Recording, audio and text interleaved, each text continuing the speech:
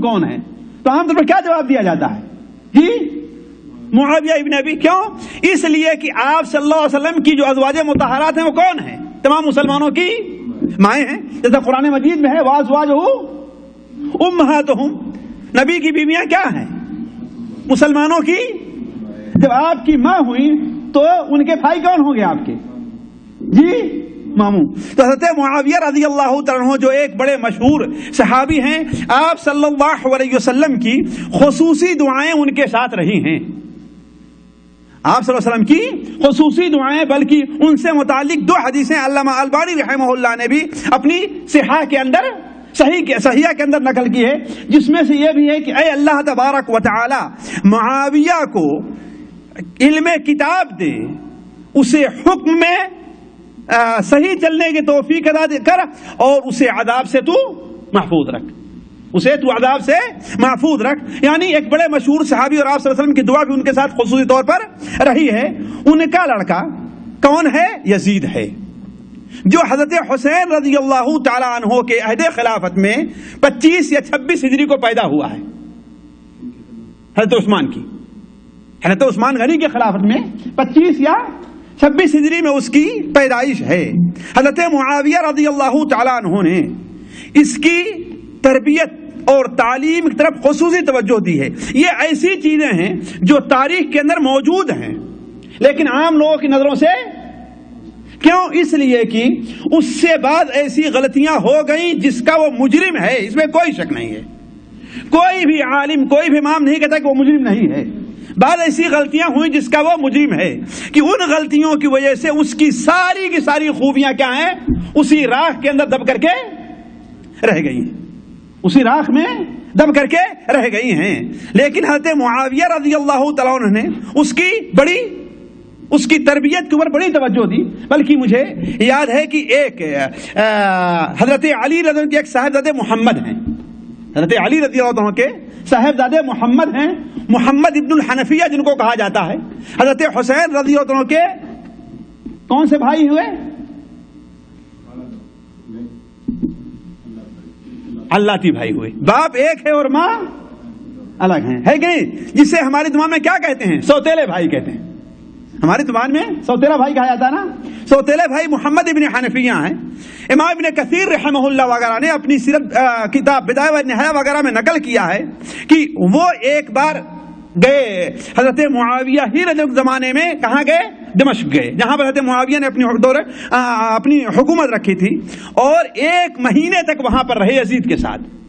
جب رخصت ہونے لگے تو یزید نے کہا کہ اے ابو القاسم آپ میرے ساتھ اتنے دن تک رہے ہیں، آپ نے اگر میرے بارے میں کوئی ایسی بات دیکھی ہے جس کی اصلاح ہونی چاہیے تو آپ مجھے وہ ضرور بتلائیے، مجھے ضرور بتلائیے.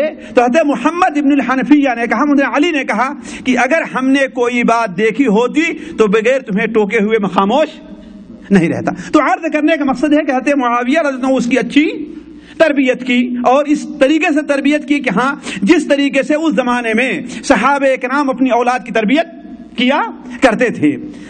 یہ شخص جب اس کی عمر تقریباً 25 کے قریب ہوئی تو حضرت معاویہ رضی اللہ تعالیٰ عنہ نے اسے قسطنطنیہ فتح کرنے کے لیے جو فوج بھیجی، اور یہ محدثین اور مؤرخین کا اتفاق ہے اس کے اوپر. بعد میں کچھ لوگوں نے اس کے بارے میں شبہہ ظاہر کرنا شروع کیا ہے.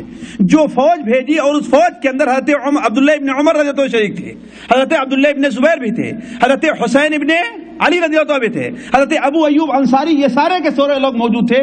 اور اس فوج کا کمانڈر کس کو بنایا؟ یزید کو بنایا. میں یہ بات اس لیے کہہ رہا ہوں کہ یزید کے بارے میں ہمارا بڑی غلطیاں ہیں. شرابی تھا، کبابی تھا، حتیٰ کہ ابھی اس سال کے اخبار میں مجھے بعد یہ چیز پڑھنے میں آئی ہے کہ ہاں وہ مسلمان تھا ہی نہیں، نعوذ باللہ من ذالک، کافر تھا، نعوذ باللہ من ذالک. یہ صراحت کے ساتھ میرے پاس ابھی وہ اخبار کے تراشے جدہ سے بعض لوگوں نے بھیجا، میرے پاس موجود ہوں گے، میں دکھا سکتا ہوں. کیا لکھا کہ وہ مسلمان تھا ہی نہیں، بلکہ نعوذ باللہ من ذالک یہ الزام کس کے اوپر لگایا ہے؟ نہیں، امام حنبل رحمہ اللہ کے اوپر. اور یہاں تک لکھا کہ سعودیہ عرب میں جن کی فقہ چلتی ہے، امام احمد بن حنبل رحمہ اللہ اور ان کے سارے ماننے والے یزید کو کافر کہتے ہیں، نعوذ باللہ من ذالک۔ اس سے بڑی جھوٹ تو اور کوئی نہیں ہو سکتی، جبکہ احمد ابن حنبل رحمہ اللہ اسے ملعون کہنے کے لیے بھی تیار نہیں ہے، اسے ملعون کہنے کے لیے بھی، بلکہ انہوں نے بیان کیا کہ لعن المسلم قتلہ، اللہ تعالیٰ کیا فرماتا ہے، ایک مسلمان کو لعنت کرنا گویا کہ اسے قتل کر دینا ہے۔ یزید پر لعنت کے بارے میں ان سے سوال کیا گیا تو اس لیے میں چند منٹ میں یہ باتیں اس لیے بیان کرنا چاہتا ہوں تاکہ آپ لوگوں کے سامنے یہ بات رہے کہ ہاں یزید کی وہ صورت جو ہمارے سامنے رکھی جا رہی وہ حقیقی نہیں ہے، اس کی حقیقی صورت کچھ اور ہے۔ تو حضرت معاویہ رضی اللہ تعالیٰ عنہ قسطنطنیہ کا آج کل کیا نام ہے، کوئی بتا سکتا ہے جی؟ نا، قسطنطنیہ کا موجودہ نام کیا ہے؟ آج کل کہیں موجود ہے کہ نہیں موجود ہے وہ؟ ہاں، استنبول کا پرانا نام کیا ہے؟ اسلام پول، یعنی اسلام آباد۔ استنبول کا پرانا نام کیا ہے شیخ عصری؟ اس لیے کہ اس کا اصل قسطنطنیہ نام تھا، جب محمد الفاتح نے اسے فتح کیا تو اس کا نام بدل کر کیا رکھا؟ اسلام پول۔ لیکن اسلام کے دشمنوں نے اسلامی اثر مٹانے کے لیے اس کا نام کیا رکھ دیا؟ استنبول کر دیا، تاکہ اسلام کا نام باقی نہ رہ جائے۔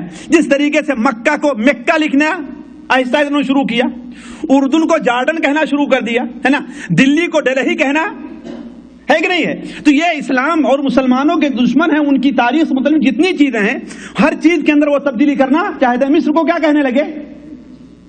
ذرا بتائیے، مصر سے ایجپٹ کا کیا تعلق ہے؟ سوچیں، مصر سے، اس لیے کہ اصل میں اس کا نام القبط رکھنا چاہتے ہیں، قبط کیا کرنا چاہتے ہیں؟ القبط، اس لیے اس کو انگلش میں کیا لکھا انہوں نے؟ ایجپٹ لکھا۔ تو یہ اسلام دشمنی کا، جن کے بارے میں آج کہا جاتا ہے، بہت سے لوگ سمجھتے ہیں کیا یورپ کے اندر اسلام کی اور بڑی آزادی ہے، یہ ان کی اسلام دشمنی کی بعض نمایاں مثالیں ہیں، وہ اس طرف نہیں جانا چاہتا۔ تو قسطنطنیہ فتح کرنے کے لیے بھیجا تو اس کا امیر کس کو بنایا تھا؟ اپنے بیٹے یزید کو۔ اور سن 51 ہجری، 52 ہجری اور 53 ہجری، کتنا؟ 51 ہجری، 52 ہجری اور 53 ہجری میں حج کا امیر اور حج کا امام بنا کر کے کس کو بھیجا تھا؟ معاویہ رضی اللہ عنہ نے یزید نے اپنے بیٹے یزید کو بھیجا تھا۔ اس کا مطلب سوچئے، اس زمانے میں صحابہ کے سینکڑوں کی تعداد موجود تھی، کم سے کم اس کے اندر ایسی صلاحیات ضرور تھی کہ اتنے لوگوں کی وہ امامت، میں نہیں کہتا کہ وہ اچھا تھا، نہیں، نعوذ باللہ من ذالک، حضرت حسین سے اس کا مقابلہ نہیں، حضرت عبداللہ بن عمر سے اس کا مقابلہ نہیں، لیکن یہ ہے کہ یہ کوئی ضروری نہیں کہ جو سب سے افضل ہو، بہتر ہو، وہی امامت کرائے، یہ تو ہے نہیں، ہے کہ نہیں؟ تو عرض کرنے کا مقصد یہ ہے کہ یہ یزید ابن معاویہ تھا۔ بڑے اختصار کے ساتھ میں چند ضروری باتیں آپ لوگوں کے سامنے رکھتا ہوں۔ دیکھیے، پہلی بات تو یہ ہے کہ ہر انسان یہاں پر آ کر کے سوال کر سکتا ہے کہ حضرت حسین رضی اللہ تعالیٰ سے آخر پھر اختلاف کی وجہ کیا ہے؟ ایک سوال ہوگا کہ نہیں ہوگا؟ آخر وجہ کیا ہے دونوں کے اندر وجہ اختلاف کی؟ جب وہ صحابی کا بیٹا ہے، اس کی پرورش اچھی طریقے پر ہوئی ہے کہ نہیں ہے؟ حضرت حسین رضی اللہ عنہ اس کی قیادت میں جہاد کرنے بھی جا رہے ہیں، ہے کہ نہیں؟ اس کی قیادت میں امامت میں حج بھی کر رہے ہیں، تو آخر وجہ اختلاف کیا ہے؟ کہاں سے اختلاف پیدا ہوا؟ وجہ کیا ہے؟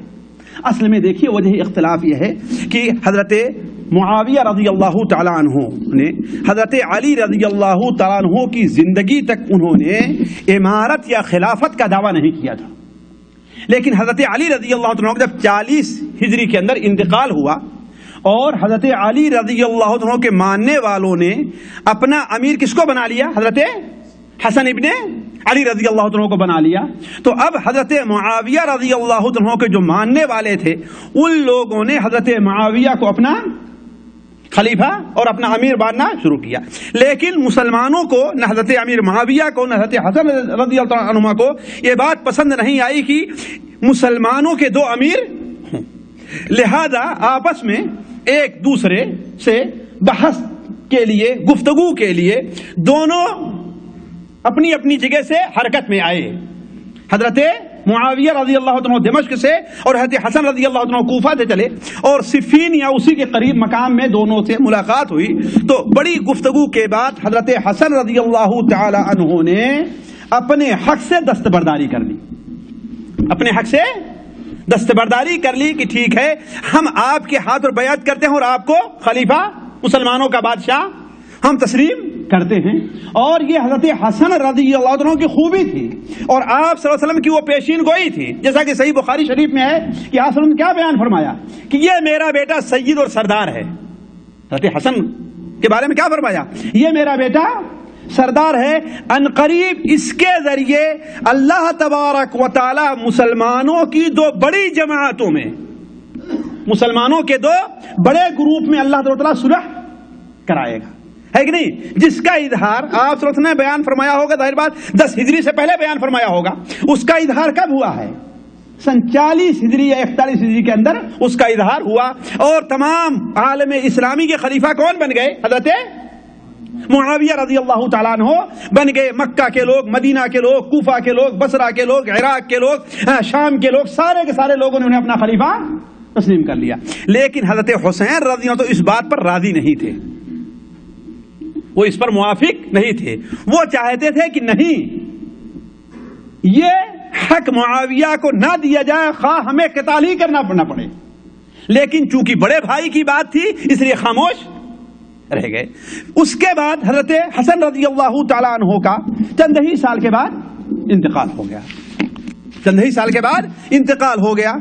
حضرت معاویہ رضی اللہ عنہ کی عمر میں اللہ تعالیٰ نے بڑی برکت دی، بڑی برکت دی، اور وہ تقریباً 20 سال تک مسلمانوں کے خلیفہ رہے. اپنے آخری زندگی میں بہت سے صحابہ کرام اور تابعین کے مشورے سے حضرت معاویہ رضی اللہ تعالیٰ عنہ نے یہی بہتر سمجھا، یہ ان کی سمجھ تھی.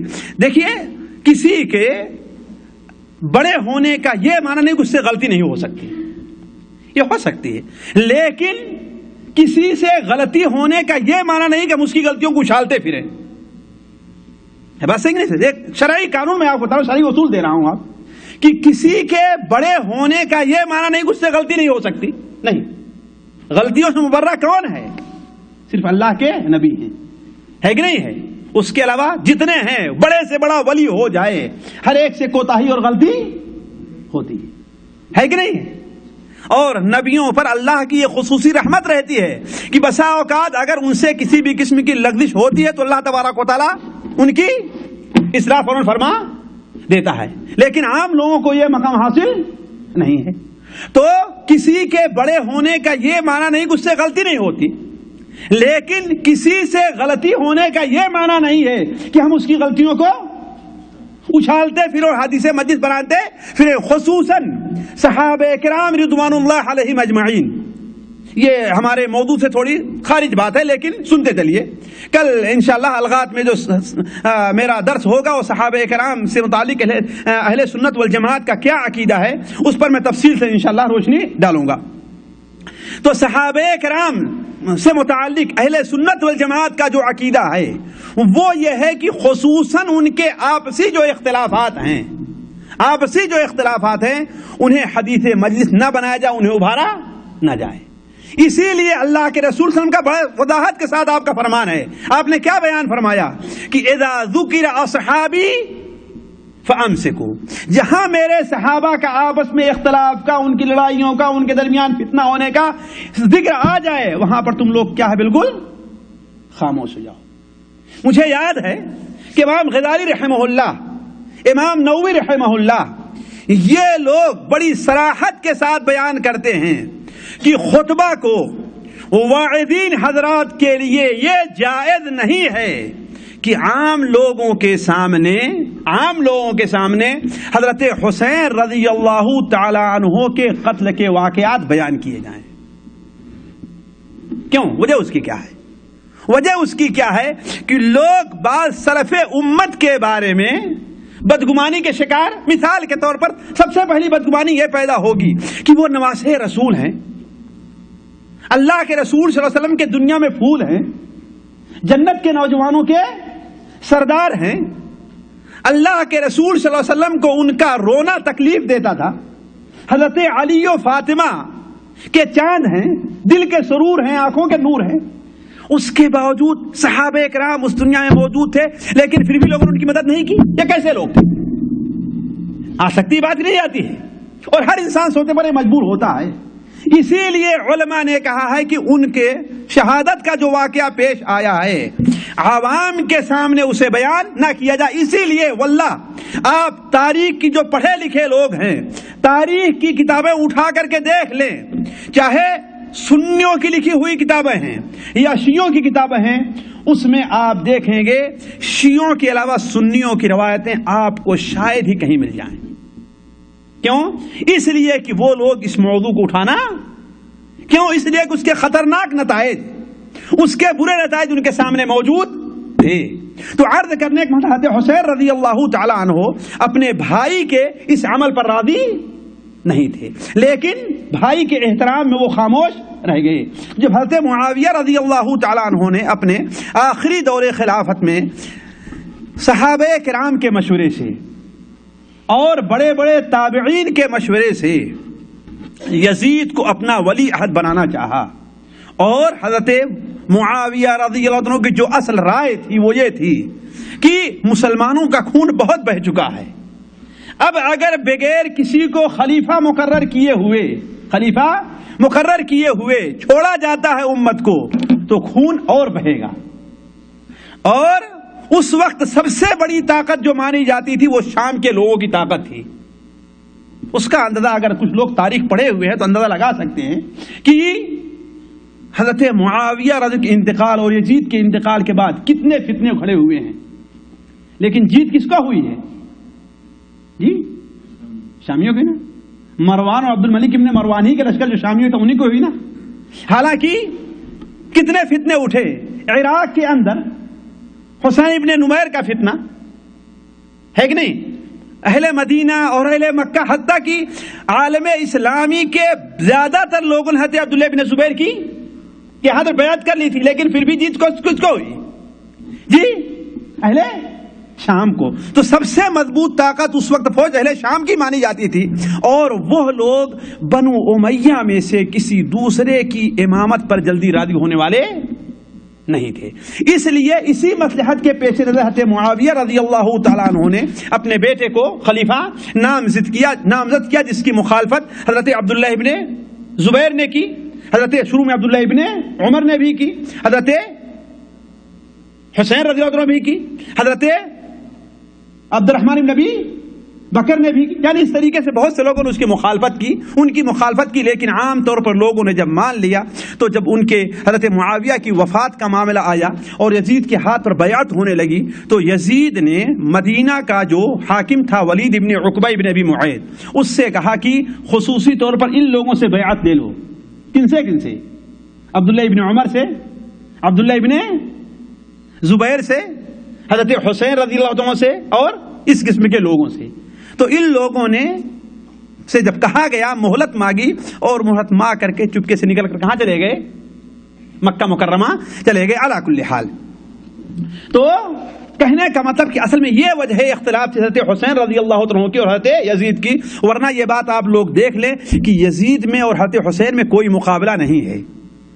وہ مقابلہ جو زمین اور آسمان کا یہ بھی مقابلہ نہیں ہے، بلکہ اگر یہ کہا جائے کہ ہماری چھری جو ہے، ہماری چھری فلاں کی تلوار سے تیز نہیں ہے تو تلوار کی کیا ہے؟ یہ بے حرمتی ہے کہ نہیں حرمتی کہ تلوار اور چھری اس کا مقابلہ کہاں کر سکتی؟ تو حضرت حسین رضی اللہ تعالی عنہ جو اللہ کے رسول صلی اللہ علیہ وسلم کے محبوب، بلکہ آپ کی خصوصی دعا یہ تھی کہ اے اللہ تعالی جو ان سے محبت کرے اس سے تو بھی محبت کر، اور جو ان سے دشمنی کرے اس سے تو بھی دشمنی کر. اس کے بعد بھلا بتائیے حضرت حسین رضی اللہ عنہ کے مقابلے میں یزید کہاں سے آ سکتا ہے؟ کوئی مقابلہ ہے؟ کوئی مقابلہ نہیں ہے. تو دونوں کا مقابلہ اس ناحیے سے نہیں ہے کہ ہم دونوں کا مقابلہ کر رہے ہیں، بلکہ یہ ہے کہ حضرت حسین رضی اللہ عنہ کو یہ اختلاف تھا. لیکن اس سے پہلے میں یہ بھی آپ سے عرض کر دوں کہ حضرت علی رضی اللہ تعالی عنہ نے کوفہ کو اپنا مقام خلافت بنایا تھا. اور اہل کوفہ والے تھے یہ کون؟ اہل کوفہ کے بارے میں میں تفصیل میں نہ جا کر کے ایک بات اور واضح کر دوں کہ جتنے فتنے اٹھے ہیں امت مسلمہ کے اندر وہ سارے کے سارے کوفہ سے اٹھے، اور کوفہ ہی کے اندر شیعوں اور رافضیوں بدبختوں کی جماعت موجود تھی۔ اسی لیے بعض علماء کہتے ہیں حضرت علی رضی اللہ تعالی عنہ نے کوفہ کو اپنا مرکز ہی بنایا تھا کہ بغیر ان کے سر پر چڑھے ہوئے ہے کہ نہیں ان کے اوپر حکومت کرنا کیا ہے، مشکل ہے۔ حالانکہ آخر میں حضرت علی رضی اللہ عنہ نے کیا کہا، اے اللہ تبارک و تعالی میں ان سے نفرت کرنے لگا، یہ ہم سے نفرت کرنے لگے، اے اللہ میں ان سے اکتا گیا، یہ ہم سے اکتا گئے، اے اللہ تعالی ہمیں ان لوگوں سے جدا کر دے، ہمیں ان لوگوں سے جدا کر دے۔ تو ان کے اندر وفا نام کی کوئی چیز نہیں تھی۔ ذرا سوچیں کہ حضرت علی رضی اللہ تعالی عنہ، حضرت حسن رضی اللہ عنہ، دونوں کو رسوا کرنے والے کون ہیں؟ اہل کوفہ ہی کے لوگ ہیں۔ یہ لوگ شہرت کے طالب تھے اور مال کے طالب تھے، لیکن مرد میدان نہیں تھے، مرد میدان نہیں تھے۔ جنگ میں کمزوروں کے اوپر بڑے طاقتور بن جایا کرتے تھے۔ اسی لیے ایک شیعی مورخ المسعودی اپنی کتاب مروج الذہب میں لکھتا ہے کہ حضرت حسین رضی اللہ تعالیٰ عنہ کو شہید کرنے والی جو فوج تھی اس میں ایک بھی شامی موجود نہیں تھا، اس میں ایک بھی شامی، سارے کون کون تھے وہ؟ اور یہ وہی لوگ تھے جو حضرت حسین رضی اللہ تعالی عنہ کے لیے مسلم ابن عقیل کے ہاتھ پر بیعت کر چکے تھے، ان کے ہاتھ پر بیعت کر چکے تھے، اور ایک دن میں 12,000 لوگوں نے بیعت کی تھی، اور حضرت حسین رضی اللہ عنہ کے پاس 1,00,000 لوگوں کی دستخط کے ساتھ ان کے خط موجود تھے کہ ہاں ہم جان اور مال سے آپ کی مدد کرنے کے لیے تیار ہیں۔ تو یہ لوگ کس چیز کے عادی تھے؟ انہیں دو چیز چاہیے تھی، ایک تو شہرت چاہیے تھی اور دوسرے، میں اس کی ایک مثال دیتا ہوں۔ مثال کے طور پر حضرت حسین رضی اللہ عنہ نے جب کوفہ پہنچ گئے اور دیکھا کہ ہمارے سامنے وہ لوگ کھڑے ہیں جنہوں نے کل ہمیں خط لکھ کر کے بھیجا تھا، تو انہوں نے خطبہ دیا، اس کے اندر بیان فرمایا کہ اے اللہ ہر مصیبت میں مجھے میرا تجھی پر اعتماد ہے، ہر مشکل میں تجھی سے امید ہے، جو کچھ مجھ پر مصیبت آ پڑی ہے اس بارے میں تو ہی میرا سہارا ہے، ہر نعمت کا مالک تو ہی ہے، ہر بلائی تیری طرف سے ہے۔ اے عمر ابن سعد جو لشکر کے کمانڈر تھے، اور ان کے لشکر کو مخاطب کر کے فرمایا کہ تم لوگ جلدی نہ کرو، اللہ کی قسم تمہارے پاس اس وقت میں آیا ہوں جب تمہارے سرکردہ لوگوں نے لکھا کہ سنت مٹ رہی ہے، نفاق سر اٹھا رہا ہے، حدود شرعیہ معطل ہو چکی ہیں، آپ آئیے، ممکن ہے اللہ تبارک و تعالی آپ کے ذریعے امت کی اصلاح کر دے، اس لیے میں آیا ہوں، اگر تمہیں میرا آنا پسند نہیں تو میں واپس چلا جاتا ہوں۔ ذرا بتائیے اتنے عام مجلس میں لکھنے کا کہنے کیا مطلب ہے؟ اس کا مطلب ہے کہ وہ لوگ یقینی طور پر خط لکھ کر کے انہیں بلائے ہوئے تھے۔ دوسری جگہ انہوں نے کہا کہ امام ابن کثیر لکھتے ہیں کہ سارے لوگ حضرت حسین کے پاس خط لکھتے رہے، انہیں ابھارتے رہے، احمد کا مطالبہ کرتے رہے تاکہ یزید کے بجائے آپ کے ہاتھ پر بیعت کریں۔ اپنے خطوط میں صراحت کے ساتھ لکھتے رہے کہ معاویہ کے انتقال کے بعد انتقال سے ہمیں خوشی ہے، اور ان کی حکومت کے بارے میں بدگمانی کرتے رہے، اور یہاں تک لکھا کہ ابھی تک ہم نے کسی کے ہاتھ پر بیعت نہیں کی ہے، آپ کی بیعت کا انتظار ہے۔ جبکہ سوچئے کہ حضرت نعمان ابن بشیر جو بہت بڑے مشہور صحابی، ہر آدمی ان کا نام جانتا ہے، یزید کی طرف سے ان کے حاکم اور ان کے امیر تھے، لیکن سوال ہے کہ ان کا مقصد کیا تھا؟ ان کا مقصد کیا تھا؟ ان کا مقصد پیسہ حاصل کرنا تھا۔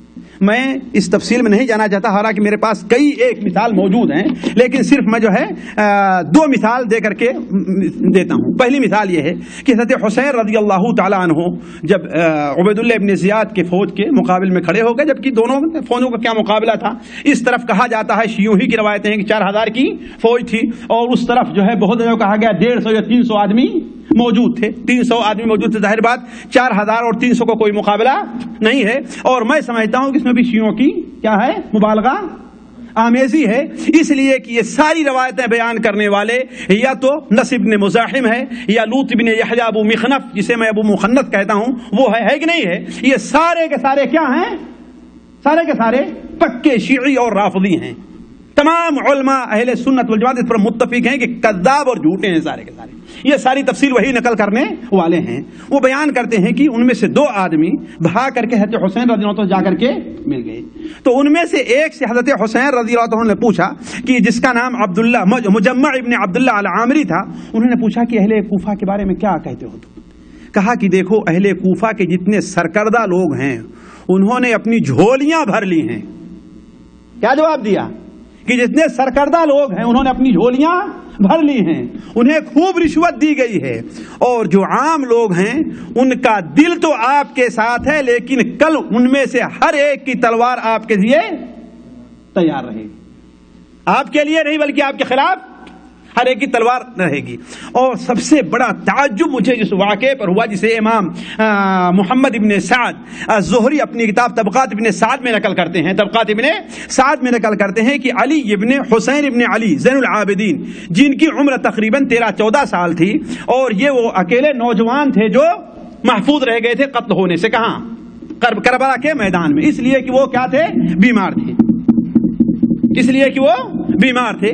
وہ بیان کرتے ہیں کہ جب قافلہ لوٹا گیا اور سارے لوگ جو ہے ادھر ادھر بکھر گئے تو مجھے ایک کوفہ کے ایک شخص نے مجھے اپنے یہاں چھپا لیا اور کہا کہ میری بڑی عزت کرتا تھا, میری بڑی خدمت کرتا تھا, گھر میں آئے تو روتا ہوا آئے میرے اوپر, گھر سے جائے تو روتا ہوا جائے. تو ہم نے اپنے دل میں سوچا کہ اگر کسی آدمی سے کسی خیر اور بھلائی کی امید ہو سکتی ہے تو اسی سے ہو سکتی ہے. یہ طبقات ابن سعد کے اندر موجود ہے, میں اس کے صفحہ نمبر بھی آپ کو دے سکتا ہوں. کہا کہ اگر کسی سے کوئی خیر اور بھلائی ہو سکتی ہے تو اسی سے ہو سکتی ہے. کہا مجھے بڑی امید ہوئی کم سے کم اب میری جان محفوظ رہ جائے گی, بچ جائے گی.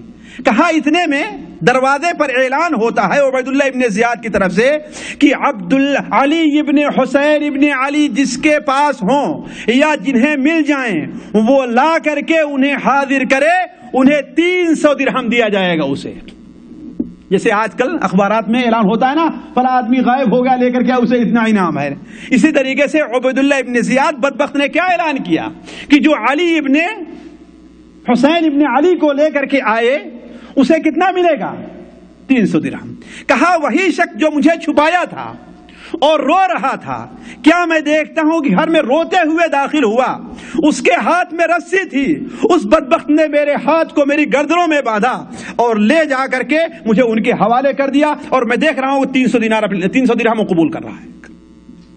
میں دیکھ رہا ہوں میری نظروں کے سامنے, یہ نہیں کہ چھپا کر کے, میری نظروں کے سامنے 300 درہم قبول کر لے رہا اور میرے ان کے حوالے کر دے رہا ہے. تو عرض کرنے کا مقصد ہے ساتھیوں کہ یہ تھے کون؟ اہل کوفہ کے لوگ, جن کے بارے میں حضرت حسین رضی اللہ تعالیٰ عنہ نے اپنے باپ اور اپنے بھائی سے تجربہ حاصل نہ کر کے ہے نا دوبارہ ان کی باتوں میں آئے اور یہاں آنے کے لیے تیار ہوئے. جبکہ آپ لوگ بھی اپنے طور پر سن چکے ہوں گے کہ عمومی طور پر جتنے اس وقت بڑے بڑے صحابہ کرام اور تابعین تھے ان میں سے ہر ایک حضرت حسین رضی اللہ تعالیٰ کو کوفہ جانے سے روک رہا تھا, ہے کہ نہیں؟ آپ لوگ سن چکے ہیں. واللہ میں ایک سرسری نظر ڈالنے لگا تو مجھے 11 بڑے بڑے علماء ملے ہیں جنہوں نے حضرت حسین رضی اللہ عنہ کو کوفہ جانے سے روکنے کے لیے ہر ممکن کوشش کی, جن میں سب سے بڑے کون ہیں؟ حضرت عبداللہ ابن عباس رضی اللہ عنہ. بلکہ حضرت عبداللہ ابن عباس رضی اللہ تعالیٰ عنہ سمجھاتے ہوئے جب عاجز آ گئے تو انہوں نے کہا کہ کم سے کم اگر آپ جانا چاہتے ہیں تو اپنے ساتھ اپنے بیوی بچوں کو لے کر کے نہ جائیں. کیوں؟ اس لیے کہ مجھے خطرہ ہے کہ وہ لوگ حضرت حسین جس طریقے حضرت عثمان کو لوگوں نے ان کے اہل و عیال کے سامنے ظلماً قتل کر دیا ہے, آپ کو بھی ظلماً قتل کر دیں گے. لیکن حضرت حسین رضی اللہ عنہ مانے نہیں کہ نہیں کہ ہم نے مسلم ابن عقیل کو بھیج دیا ہے, مسلم ابن عقیل کو ہم نے بھیج دیا ہے, انہوں نے ہمارے پاس خط لکھا کہ صرف ایک دن میں کتنے لوگوں نے بیعت کی ہے؟ 12,000 لوگوں نے بیعت کی ہے.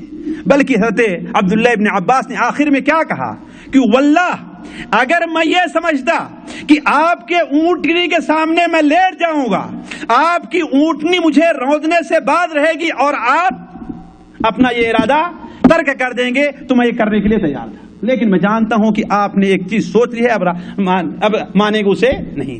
دوسرے بزرگ کون تھے؟ حضرت عبداللہ ابن عمر تھے. تیسرے ان کے چچیزاد بھائی حضرت عبداللہ ابن جعفر تھے. حضرت عبداللہ ابن جعفر ابن ابی طالب یہ بھی صحابی ہیں اور حضرت حسین کے چچیزاد بھائی ہیں، اس لیے کہ جعفر ابن ابی طالب حضرت علی کے بھائی تھے. بلکہ انہوں نے مدینہ منورہ کے حاکم اور مکہ کے حاکم دونوں سے خط لکھوایا، حتیٰ کہ مکہ کے حاکم نے کہا کہ اے عبداللہ ایسا کرو، ایک سفید کاغذ لے آؤ جس پر کچھ بھی لکھا نہ ہو، اس پر میری دستخط لے لو، اس پر میری دستخط لے لو، اور جو کچھ بھی شرائط تمہیں لکھنا ہے لکھو، لیکن حضرت حسین رضی اللہ عنہ کوفہ جانے سے بعد رکھو. لیکن حضرت حسین رضی اللہ عنہ بعد نہیں آئے.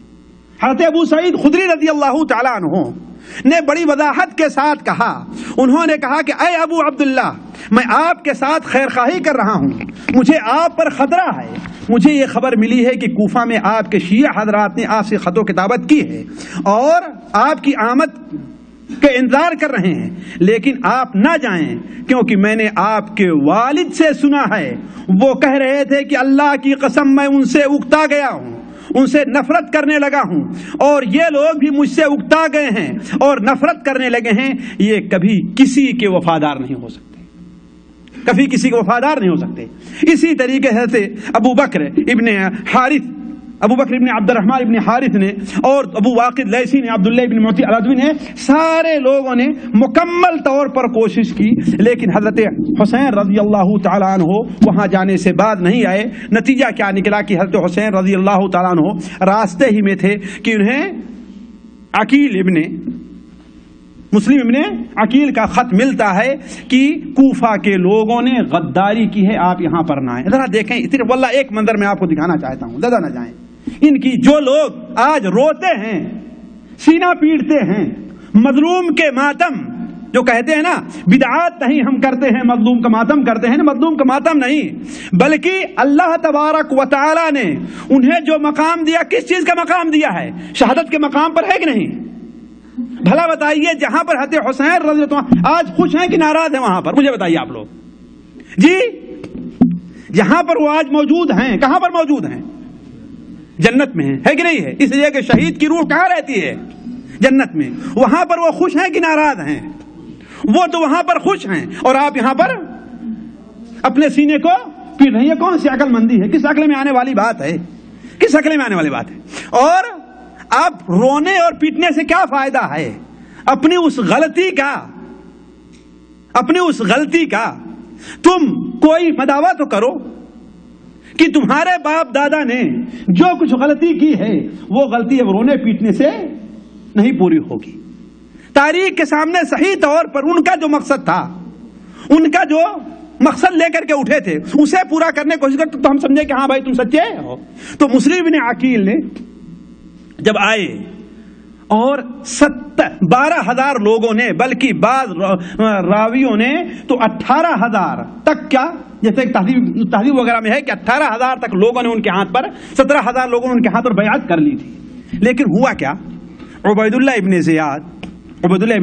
زیاد جب کوفہ آیا، یہاں یہ لکھتے تھے، یہاں تک لکھا تھا کہ ہم لوگ جمعہ جماعت میں بھی شریک نہیں ہو رہے ہیں. اور عبیداللہ ابن زیاد نے آ کر کے اذان دلوائی اور کہا نماز ہونے جا رہی ہے، تو سارے کے سارے کوفہ کے لوگ نماز پڑھنے چلے آئے. کہاں یہ تھا کہ ہم لوگ جمعہ اور جماعت میں بھی شریک نہیں ہوتے ہیں، اور سارے لوگ یہاں پر چلے آئے. عبیداللہ ابن زیاد یہاں پر آیا، بلایا، لوگوں کو دھمکی دیا. جن کی یہاں مسلم بن عقیل تھے انہیں پکڑوا کر کے اپنے یہاں مارا اور جیل میں ڈال دیا، اور مسلم بن عقیل کو تلاش کروانے کے لیے لوگوں کو بھیج دیا.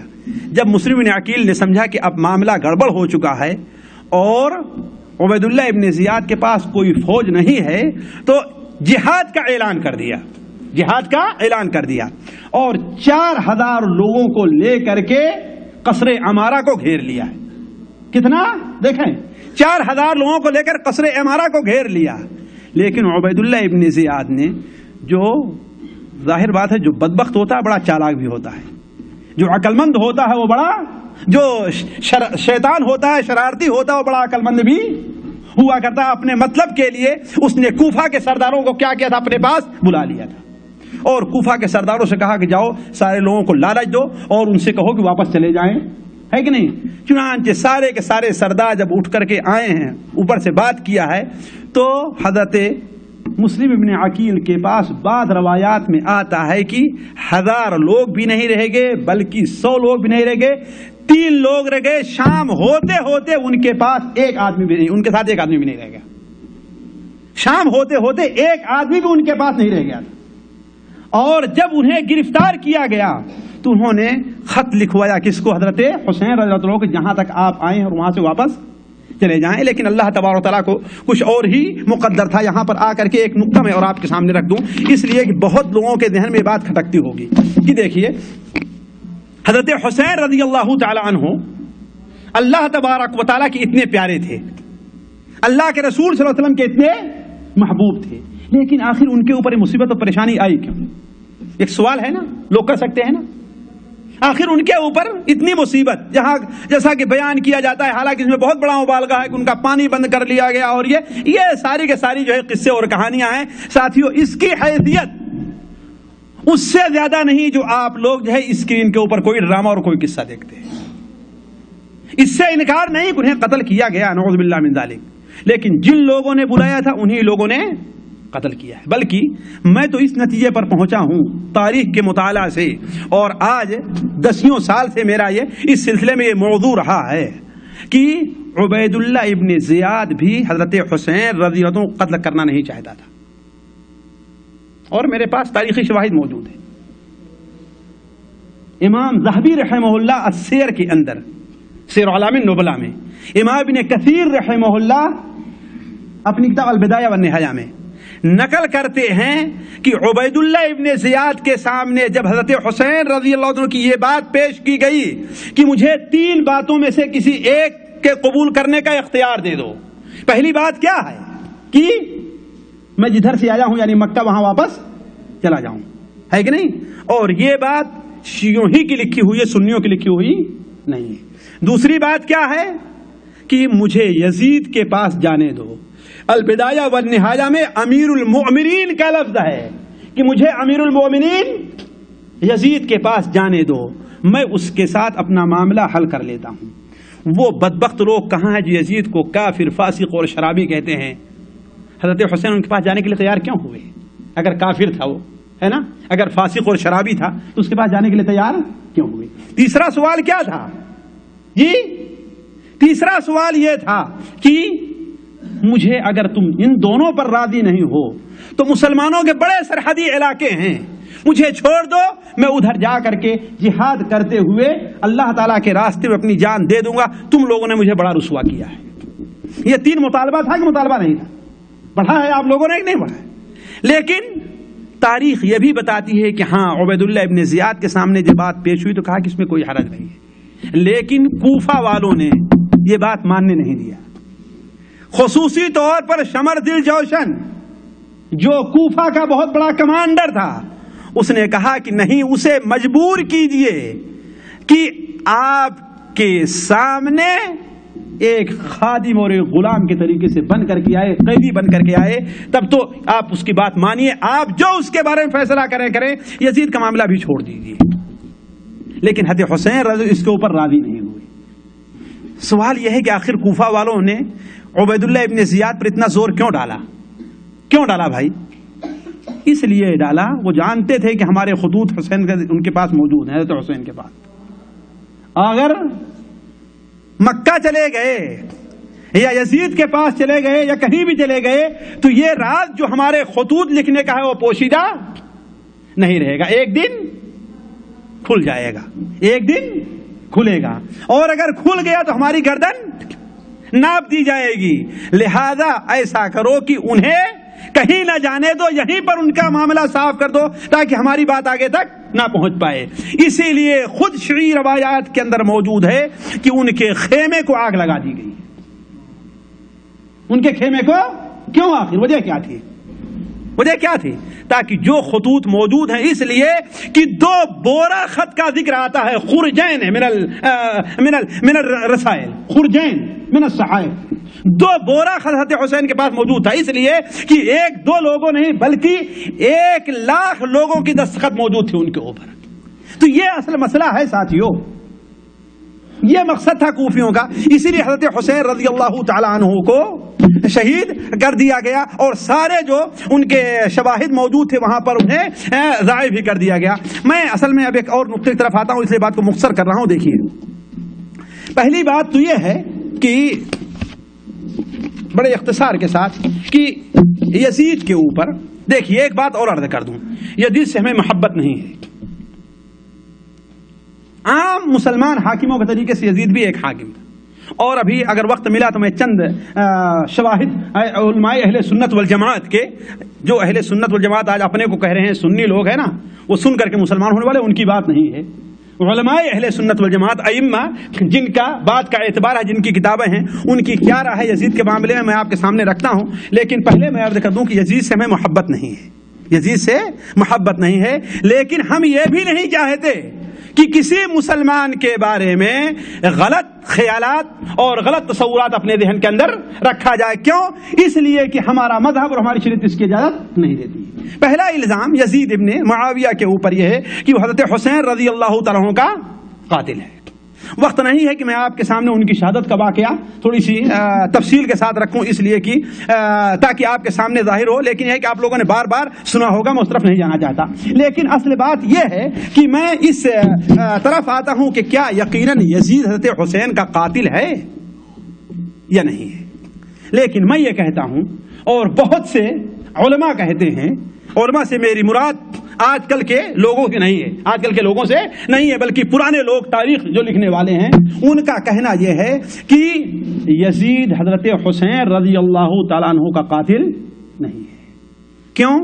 اس لیے کہ ساتھیوں، بلا مبالغہ ہم نے دسیوں کتابیں پڑھی ہوں گی، لیکن صرف ایک کتاب مجھے ملی ہے، یعقوبی تاریخ یعقوبی اور یعقوبی شیعہ، اس کے اندر لکھا ہوا ہے کہ یزید نے حضرت حسین کے قتل کا حکم دیا تھا، ورنہ کسی کتاب میں نہیں ہے کہ حضرت حسین کے قتل کا یزید نے حکم دیا، بلکہ یزید کا اصل حکم کیا تھا وہ میں آپ کو پڑھ کے سناتا ہوں۔ دیکھیے، عبید اللہ ابن زیاد کو لکھا کہ مجھے یہ پتا چلا ہے کہ حسین ابن علی عراق کی طرف جا رہے ہیں، اس لیے نگرانوں کو بیٹھاؤ، فوج کو لگاؤ، سخت نگرانی کرو، اور صرف تہمت پر بھی لوگوں کو گرفتار کرو، البتہ کسی کو قتل نہ کرنا، البتہ کسی کو قتل نہ کرنا۔ یہ بات ہم نے تاریخ تبری اور بدایہ والنہایہ سے نقل کی ہے، البتہ کسی کو قتل نہ کرنا، یہاں تک کہ وہ تم سے لڑائی پر اتر آئے، اور جو بھی معاملہ ہو ہر معاملے کی خبر مجھے فوراً دیتے رہنا، یعنی ایک ایک بات کی خبر مجھے پہنچانا۔ والسلام علیکم ورحمۃ اللہ وبرکاتہ۔ اسی لیے امام ابن تیمیہ رحمہ اللہ لکھتے ہیں کہ یزید نے نہ تو حضرت حسین رضی اللہ عنہ کے قتل کا حکم دیا تھا اور نہ ہی اس پر راضی تھا، بلکہ اس کے قتل پر ناراض ہوا اور غمگینی کا اس نے مظاہرہ کیا۔ تو عرض کرنے کا مقصد ہے کہ یہ بات کسی بھی صحیح قابل اعتبار روایت سے ثابت نہیں ہوتی ہے کہ یزید نے قتل حسین کا حکم دیا تھا۔ دوسری بات یہ ہے کہ کسی بھی صحیح اور قابل روایت سے یہ نہیں پتہ چلتا کہ یزید نے حضرت حسین کی قتل پر خوشی کا بھی اظہار کیا ہو، بلکہ ساری روایات آپ پڑھ لے جائیے جس سے پتہ چلتا ہے کہ یزید کیا ہے، رونے لگا تھا حضرت حسین تو جب کی خبر ان کو ملی ہے تو، اور یہ بھی نہیں جو یہ نقل کیا تھا حضرت یزید کے سامنے حضرت حسین کا سر پیش کیا گیا، یہ بھی بات غلط ہے۔ بخاری شریف میں ہے کہ ان کا سر کس کے سامنے پیش کیا گیا؟ عبید اللہ ابن زیاد کے سامنے، نہ کہ حضرت یزید ابن۔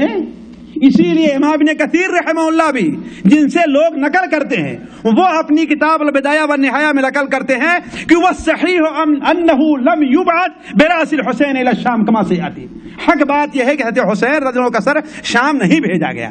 امام ابن تیمیہ رحمہ اللہ جو ان کے استاد ہیں وہ بھی یہ بات کہتے ہیں، بلکہ سچ تو یہ ہے کہ حضرت حسین رضی اللہ تعالیٰ عنہ کی شہادت کے اوپر، حضرت حسین کی شہادت پر یزید جو ہے غمگین اور ناراض بھی ہوا تھا۔ لیکن ایک سوال یہ ہے کہ کیا صرف اس کی ناراضگی یہ کافی تھی؟ یہ کافی نہیں تھی۔ یزید کا ہاتھ حضرت حسین رضی اللہ تعالی عنہ کے قتل سے بری نہیں ہو سکتا ہے۔ کیوں؟ آخر وجہ کیا تھی؟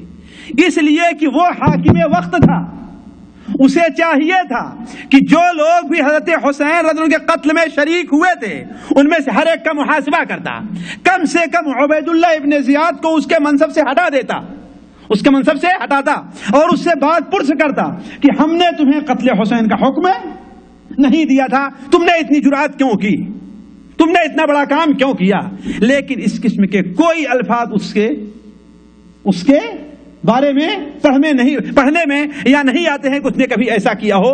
اس لیے اگرچہ اس نے قتل کا حکم نہیں دیا تھا اور قتل کے اوپر خوش نہیں تھا، لیکن یہ اس کی کمزوری تھی کہ اس نے حضرت حسین رضی اللہ عنہ کے قاتلوں سے ان کا بدلہ بھی نہیں لیا ہے. اس لیے یہ اس کی ذمہ داری ہے. اللہ تبارک و تعالیٰ کے نزدیک وہ دونوں اب پہنچ گئے ہیں. کون؟ حضرت حسین رضی اللہ عنہ اور یزید ابن معاویہ. اللہ تعالیٰ حاکم الحاکمین ہے، سب سے بڑا انصاف کرنے والا ہے. اگر بخشے زہے قسمت، نہ بخشے تو شکایت کیا. اگر بخشے زہے قسمت، نہ بخشے تو شکایت کیا. سرے تسلیم خم ہے جو مزاجے یار میں آئے، جو اللہ تعالیٰ فیصلہ کرے وہ ہم ماننے کے لیے تیار ہیں، ہے کہ نہیں ہے؟ اور اللہ تبارک و تعالیٰ کی ساتھیوں ذات تو یہ ہے کہ صحیح بخاری شریف میں اللہ کے رسول صلی اللہ علیہ وسلم کا فرمان ہے کہ اللہ تبارک و تعالیٰ دو آدمیوں سے راضی ہو جاتا ہے. ایک مسلمان جو شہید ہوا ہے اور دوسرا شخص جس نے مسلمان کو قتل کیا ہے. رسول بخاری شریف کی روایت ہے. اللہ تعالیٰ دو آدمیوں سے خوش ہوتا ہے، ایک مسلمان سے اور ایک مسلمان کے قاتل سے. صحابہ کرام نے کہا اے اللہ کے رسول ایسا کیوں ہے؟ اے اللہ کے رسول ایسا کیوں ہے؟ کہا اس لیے کہ اس طرح سے کہ ایک شخص کافر تھا، اس نے ایک مسلمان کو قتل کر دیا، پھر اللہ نے اسے توفیق دی، وہ مسلمان ہو گیا. اللہ نے اسے توفیق دی اور وہ مسلمان ہو گیا، اور مسلمان ہو گیا تو وہ بھی اللہ تعالیٰ کے راستے میں جہاد کرتے ہوئے شہید ہو گیا. اور مسلمان کا قاتل اور خود مسلمان دونوں کہاں چلے گئے؟ تو اللہ تبارک و تعالیٰ کی رحمت سے یہ بات بعید ہے کہ حضرت حسین رضی اللہ تعالیٰ عنہ کو یہ مقام اللہ تعالیٰ نے یہ دیا کہ وہ اللہ تعالیٰ کے راستے میں شہید ہوئے. یہ مقام اس لیے دیا ہے کہ نہیں ہے؟ اس لیے کہ اللہ تبارک و تعالیٰ کے یہاں جو جنت ہے ساتھیوں، وہ خاندان سے نہیں ملتی ہے، وہ تمنا سے حاصل نہیں ہوتی ہے، وہ قربانی چاہتی ہے کہ نہیں؟ حضرت حسین رضی اللہ عنہ کے والد حضرت علی نے جو قربانی دی تھی، ان کی والدہ حضرت فاطمہ نے جو قربانی دی تھی، حضرت حسین نے اسلام کے لیے وہ قربانی دی تھی؟ جی ظاہر بات نہیں. پیدا ہوئے کب؟ جب مسلمان مکہ کی زندگی چھوڑ کر کہاں آ گئے تھے؟ مدینہ منورہ. یہاں ان کی پیدائش ہوتی ہے، عزت کی زندگی بسر کرتے ہیں. ہر مسلمان انہیں اپنے سروں پر، اپنی آنکھوں پر اٹھاتا ہے. شان کی زندگی ہے کہ نہیں ہے؟ تو کیوں؟ اس لیے کہ اللہ کے رسول صلی اللہ علیہ وسلم جب ان سے یہ محبت کرتے تھے تو سارے مسلمان ان سے یہ محبت کرتے تھے. آپ صلی اللہ علیہ وسلم کے انتقال کے بعد حضرت عمر فاروق رضی اللہ تعالیٰ عنہ، حضرت ابوبکر صدیق رضی اللہ تعالیٰ عنہ نے ان لوگوں کے ساتھ وہ برتاؤ کیا جو ان صحابہ کے ساتھ کرتے جو بدری صحابی تھے. اسی لیے سیرت کے اندر میں اس طرف نہیں جانا چاہتا، لیکن ایک مثال دیتا ہوں. حضرت عمر رضی اللہ تعالیٰ عنہ کے پاس یمن سے ایک بار کچھ کپڑے آئے. آپ نے تمام صحابہ کرام میں وہ کپڑے تقسیم کیے، لیکن حضرت حسین کو وہ کپڑا نہیں دیا. حضرت حسین کو رضی اللہ عنہ کو وہ کپڑا نہیں دیا. کیوں؟ کہا اس لیے کہ حسین کا جو مقام اور جو شان ہے، یہ کپڑا ان کے شان کے خلاف ہے. لہذا اپنے عامل کو یمن لکھا اور کہا حسین کے لیے اور حسن کے لیے، ان دونوں کے لیے خصوصی اور خاص قسم کے کپڑے انہیں بھیجو، ان کے لیے بھیجو جو ان کے شان کے مناسب ہو. وہاں سے دوبارہ آیا ہے کپڑا تو انہیں اٹھا کر کے دیا ہے. تو یہ مقام مسلمان انہیں دیے ہوئے تھے. انہوں نے دین کے لیے کوئی خاص قربانی نہیں دی تھی، لیکن اللہ نے ان کا کیا مقام رکھا تھا؟ سیدہ شباب اہل الجنہ، جنت کے جوانوں کے سردار ہیں، لہذا انہیں کچھ قربانی پیش کرنی تھی. اسی لیے اللہ تبارک و تعالیٰ کچھ ایسی صورتحال پیدا کی کہ حضرت حسین رضی اللہ عنہ کسی بھی طریقے تقدیر انہیں کھینچ کر کربلا کے میدان میں لے آئی کہ یہاں پر ظلماً انہیں شہید کیا جائے. ہے کہ نہیں ہے؟ ورنہ اتنے صحابہ کرام اور اتنے تابعین سختی کے ساتھ انہیں منع کر رہے ہیں، ان کے سامنے کھڑے ہو جا رہے ہیں اور اتنی ضد کر رہے ہیں، لیکن اس کے باوجود حضرت حسین رضی اللہ عنہ رکنے کے لیے تیار نہیں۔ کیوں؟ اس لیے کہ اللہ تبارک و تعالیٰ نے ان کے لیے ایک مقام رکھا تھا جو بغیر اللہ تعالیٰ کے راستے میں قربانی دیے بغیر ممکن نہیں ہے۔ تو عرض کرنے کا مقصد یہ ہے کہ حضرت حسین رضی اللہ تعالیٰ عنہ کو اگر اللہ تبارک و تعالی نے شہادت کا مقام دیا ہے اور اگر اپنی رحمت سے بعض خوبیوں کی بنیاد پر اگر یزید کو بھی معاف کر دے تو اللہ تعالیٰ کی قدرت سے کچھ بعید ہے یا کسی کے ساتھ ناانصافی ہے؟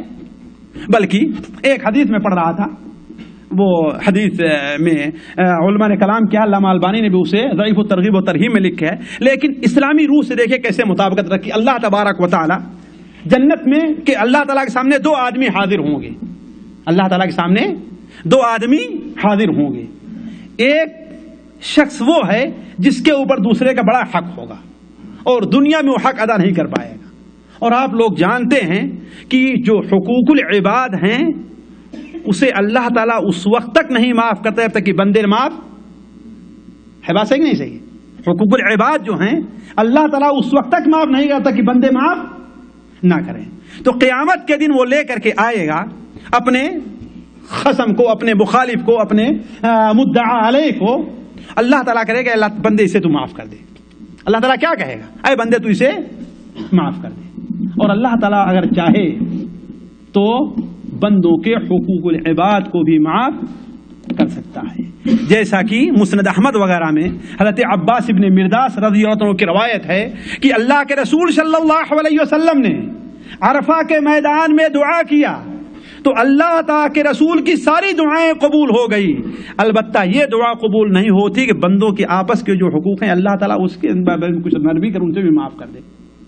اور آپ نے جب آ کر کے مشعر الحرام میں یہی دعا کی ہے تو اللہ تبارک و تعالیٰ نے وہ دعا قبول کر لی ہے اللہ کے رسول صلی اللہ علیہ وسلم کی، کہ اللہ تعالیٰ حقوق العباد کو ہی معاف کر سکتا ہے کہ نہیں؟ تو اللہ تعالیٰ قیامت دن کیا کہے گا؟ بندے اس کے گناہوں اس کی غلطی کو معاف کر دے، تو کہے گا اللہ تبارک و تعالیٰ نہیں۔ اتنے میں اللہ تبارک و تعالیٰ ایک بڑا سا خوبصورت سا قصر اور ایک محل ظاہر کرے گا، اور بندے کہے گا بندے دیکھ وہ محل کتنا پیارا ہے۔ کہا اے اللہ تبارک و تعالیٰ تو بڑا خوبصورت ہے، کس کو ملنے والا ہے؟ کہا یہ اس کو ملنے والا ہے جو اپنے بھائی کی غلطیوں اور کوتاہیوں کو معاف کر دے۔ اس کو ملنے والا ہے جو اپنے بھائی کی غلطیوں اور کوتاہیوں کو معاف کر دے۔ تو کہے گا اے اللہ تبارک و تعالیٰ میں اپنے بھائی کی ساری غلطیوں کو معاف کرتا ہوں، مجھے محل عطا فرما دے۔ تو ذرا سوچیے اللہ تعالیٰ کی قدرت سے بعید ہے کہ یزید کو معاف کر دے؟ ہے بعید کوئی اللہ تعالیٰ کی قدرت سے؟ یا آپ اس درمیان میں کوئی رکاوٹ ڈالنے والے ہیں؟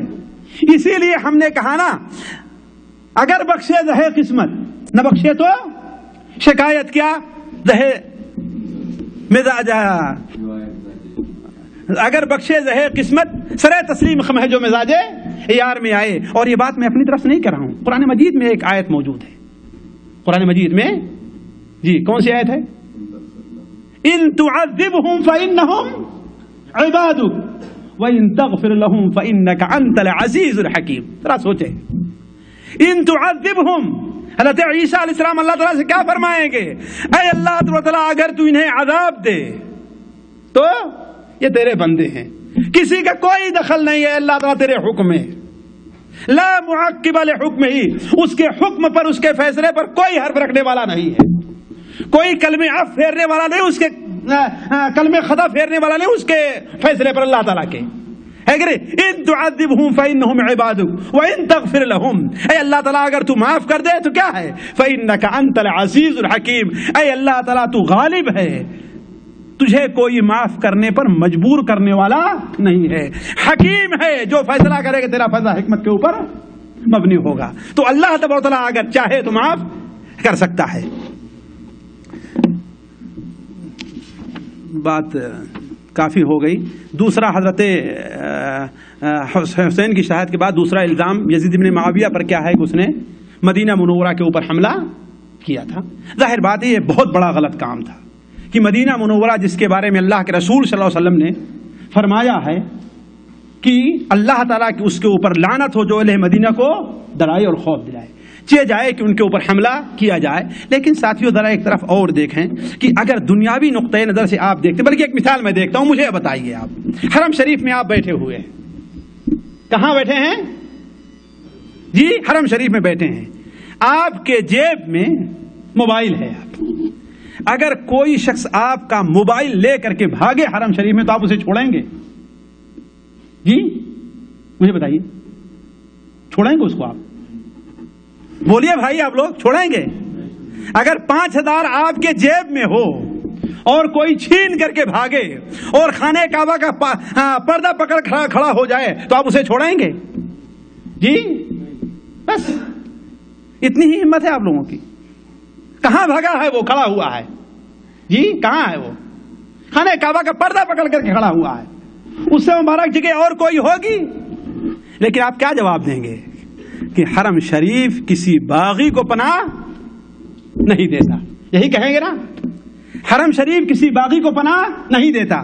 اسی لیے میں تفصیل میں نہ جا کر کے اور یزید کی طرف سے دفاع بھی نہ کر کے, یزید کی طرف سے, لیکن یہ دنیاوی لحاظ سے یزید نے اگر مدینہ منورہ پر حملہ کیا اور خانہ کعبہ پر حملہ کیا, خانہ کعبہ پر حملہ نعوذ باللہ من ذالک نہیں کیا, خانہ کعبہ کے گرد جو لوگ موجود تھے ان کے اوپر اس نے حملہ کیا ہے. یہ نہیں ہو, یہ جو لوگ الزام لگاتے ہیں خانہ کعبہ کے دیوار کو اس نے توڑا ہے, یہ ہے وہ ہے, یہ ساری کی ساری جو ہے افواہیں ہیں. اور یہ کہ مدینہ منورہ پر حملہ کیا نعوذ باللہ من ذالک, واللہ بڑا تعجب ہوتا ہے. بہت پہلے سے میں تاریخوں میں پڑھتا آیا کہ لوگ کہتے ہیں کہ یزید نے مدینہ منورہ پر حملہ کیا, 3 دن تک اسے حلال رکھا, لوٹ مار ہوتی رہی, حتیٰ کہ بعض تاریخ نگاروں نے یہاں تک لکھ دیا ہے کہ 1000 باکرہ عورتوں کے ساتھ زنا کیا گیا ہے. حتیٰ کہ بعض لوگوں نے یہاں تک کہا کہ 1000 ناجائز بچے پیدا ہوئے. اور یہاں تک شیعوں نے ہمارے اندر ملا دیا, تمہارے منہ پر تھپڑ ماری. وہ کیا کہا کہ وہاں پر جو ہے حلال اور حرام بچوں کے اندر مدینہ میں تمیز نہیں رہ گئی. نعوذ باللہ من ذالک. آج کے زمانے میں کہیں کی مسلمان فوج اس ذلت تک نہیں پہنچ چکی ہے. چاہے جائے کہ وہ فوج جس کی تربیت صحابہ کرام اور بڑے بڑے تابعین نے کی ہو, وہ اس حد تک پہنچ سکتی ہے؟ سوچنے کی بات ہے. عقل سے کام لو اے دانشورو. شیعوں ان بدبختوں اور رافضیوں کی باتوں میں نہ جاؤ کہ جو کچھ تاریخ میں لکھ دیا اسے نقل کرتے جاؤ. حتیٰ کہ بعض لوگوں نے یہاں تک لکھ دیا ہے کہ 70 بدری صحابی شہید کیے گئے. میں کہتا ہوں اس وقت اگر 2-3 بدری صحابی ان کا نام مجھے بتا دو کون کون زندہ تھے. جھوٹ بولنے کے لیے بھی اللہ نے عقل دی ہے, عقل سے. اسی لیے کہا جاتا ہے جھوٹے کو اللہ تعالیٰ یادداشت نہیں دیتا ہے. آخر وہ 70 بدری صحابی کون موجود تھے؟ جبکہ حضرت 65 ہجری میں حضرت سعد بن ابی وقاص کا انتقال ہوا اور آخری مہاجر ہیں وہ. لیکن کتابوں میں موجود, میں کھول کر کے دکھا دوں کہ 70 بدری صحابی اس دن شہید کیے گئے. کہاں زندہ تھے اس بدری صحابی؟ سوچیں یہ واقعہ کب کا ہے؟ سن 63-64 ہجری کا ہے نا سے. اور غزوہ بدر کس میں ہے؟ 2 ہجری میں. 2 ہجری میں ہے, یعنی یہ 62 سال ہو گئے. اگر اس وقت بدری صحابی 20 سال کے کم سے کم رہے ہوں, جبکہ عام طور پر کیا تھے, ذرا بڑے ہی تھے نا, اگر 20 سال کے بھی رہے ہوں تو ان کی عمر 80-85 کی اس وقت جو ہے تلوار اٹھانے کے لائق رہے ہوں گے. ذرا لوگوں عقل سے کام لو, عقل کو بھی استعمال کرو کہ اس وقت مسلمان فوج ہے, اپنے مسلمان بھائیوں کے ساتھ یہ سب کچھ کر سکتی ہے جی. آج کی مسلمان فوج اس ذلت تک نہیں پہنچی ہے. اسی لحاظ بے دینی کے زمانے میں بھی مسلمان فوج اس ذلت تک نہیں پہنچی ہے کہ اپنے مسلمان بہنوں کی اس طریقے سے بے عزتی کرے. چاہے جائے کہ مدینہ منورہ کے اندر, سوچنے کی بات ہے جی, مدینہ منورہ کے اندر واللہ میں 15 دن سے دیکھ رہا ہوں کہ مجھے کوئی ایک روایت بھی مل جائے جو کسی ایک سنی راوی سے مروی ہو کہ یزید نے حکم دیا ہے کہ مدینہ منورہ کو حلال کر لینا, لیکن نہیں مل سکی مجھے. اگر کسی کے پاس ہے تو لا کر کے دکھلائے.